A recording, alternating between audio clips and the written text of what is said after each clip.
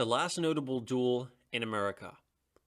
The last notable American duel was that between United States Senator Broderick of California and ex-Chief Justice Terry of the Supreme Court of the same state on September 13th, 1859. This too arose from political differences. Broderick and Terry belonged to different factions of the growing Republican Party, each struggling for control in California. Broderick was strongly anti-slavery, and his opponents wanted him removed. Terry was defeated in his campaign for re-election, largely, as he supposed, through Broderick's efforts. The two men had been good friends previously.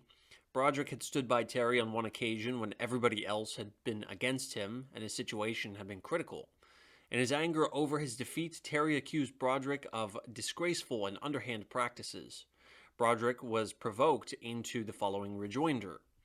"I see that Terry has been abusing me. I now take back the remark I once made that he is the only honest judge in the Supreme Court. I was his friend when he was in need of friends, for which I am sorry.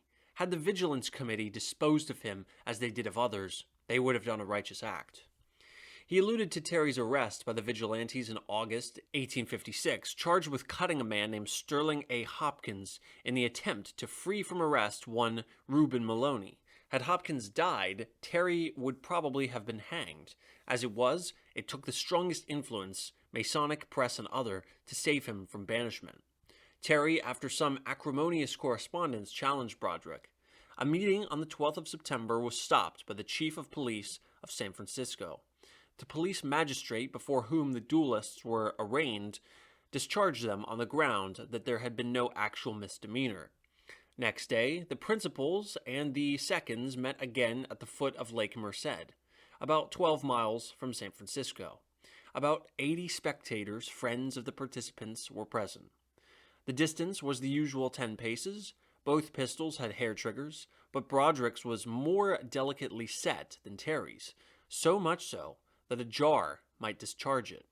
Broderick's seconds were inexperienced men, and no one realized the importance of this difference. At the word, both raised their weapons. Broderick's was discharged before he had elevated it sufficiently, and his bullet struck the ground about 6 feet in front of Terry. Terry was surer, and shot his antagonist through the lung. Terry, who acted throughout with cold-blooded indifference, watched his antagonist fall, and remarked that the wound was not mortal, as he had struck 2 inches to the right. He then left the field. When Broderick fell, one of the bystanders named Davis shouted out, "That is murder, by God!" Drawing his own weapon, he started for Terry, exclaiming, "I am Broderick's friend. I'm not going to see him killed in that way. If you are men, you will join me in avenging his death."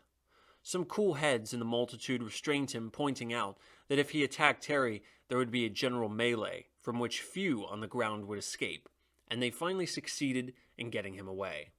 Broderick lingered for 3 days.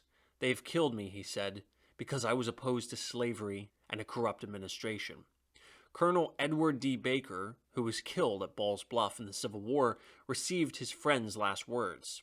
"I tried to stand firm when I was wounded, but I could not. The blow blinded me."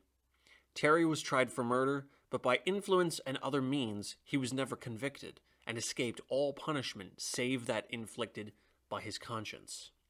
In judging these affairs, it must be remembered that many of the most prominent Americans of the past, Benton, Clay, Calhoun, and Houston among them, fought in duels, and it is well known that only Abraham Lincoln's wit and humor saved him from a deadly encounter with General James Shields, whose challenge he had accepted.